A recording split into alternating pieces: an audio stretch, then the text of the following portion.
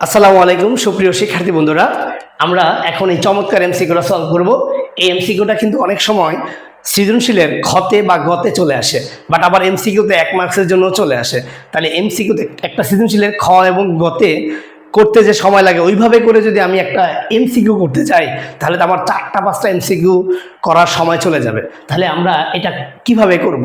দেখা গেছে পরীক্ষার সময় অনেক সময় এমন হবে এমসিকিউটা করতে গিয়ে আমার ধরো 2-3 মিনিট বা 2.5 মিনিট 3 মিনিট চলে গেল। তো এর জন্য আমি অন্য কোনো এমসিকিউটা সলভ করতে পারবো না, কারণ আমি তো জানি আমি এমসিকিউটা ম্যাথ করলেই আমি অ্যান্সার মিলাই ফেলতে পারবো। তো চাই আমরা কি করব, লোভে লোভে এমসিকিউটা বড় করে খাতায় করব। আবার অনেক সময় দেখা যাবে যে যখন আমার খাতা থাকবে না, জায়গা স্বল্পতার জন্য হয়তো বা এমসিকিউটা ছেড়েও দিয়ে আসবো। তো আজকে আমার এই ক্লাসটা করার পর তোমাদের আর এরকম কোনো প্রবলেম ইনশাআল্লাহ হবে না। তো চলো আমরা এই এমসিকিউটা দেখে কেমনে বলতে পারবো যে এটা অপশন কোনটা। জাস্ট দেখে, তোমার কোনো কলম ধরা লাগবে না, খাতা ধরা লাগবে না, কিচ্ছু করা লাগবে না, জাস্ট দেখে বলবা এটার আনসার কত। যেমন আমি বললাম এটার আনসার হচ্ছে ঘ। কিভাবে? চলো তাই দেখি। এখানে দেখো দেওয়া আছে কি, a to the power x সমান হচ্ছে b to the power y সমান হচ্ছে c to the power z, এবং বলছে b স্কয়ার সমান ac। একটু খেয়াল করো, এইটা হচ্ছে আমার জাদুর কাঠি। ওই আমাকে বলে দেবে অ্যান্সার কোনটা, b স্কয়ার সমান ac।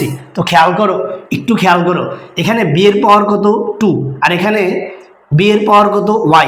তাহলে এইখানকার পাওয়ার ডিভাইড এখানকার পাওয়ার, মানে 2/y সমান হচ্ছে এইখানে এর পাওয়ার কত 1, এইখানে এর পাওয়ার কত x।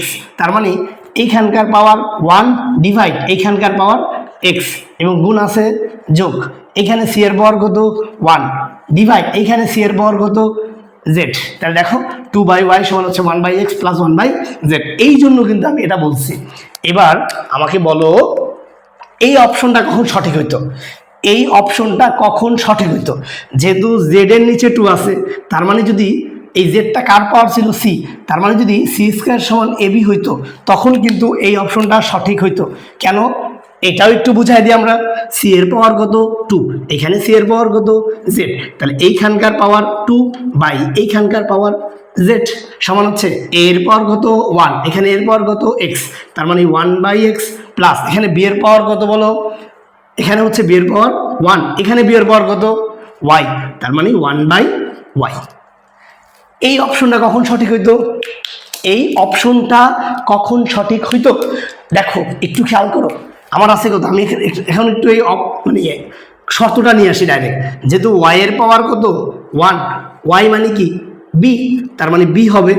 z এর পাওয়ার যেহেতু 1, z মানে কি এই যে c, তার মানে c হবে সমান, যেহেতু x এর পাওয়ার x এর উপরে 2 আছে, তাহলে x, এই যে x কার সাথে সম্পর্কিত, a এর সাথে, তাহলে a স্কয়ার। তার মানে কি, যদি a স্কয়ার সমান bc শর্ত দিত আমার, এখানে যদি ঘোরায় দিত, তাহলে অপশন সঠিক হইতো কোনটা, 2 নাম্বারটা। এবার তোমরা আমাকে কমেন্টে বলো এই অপশনটা অ্যান্সার কখন হতো। আল্লাহ হাফেজ।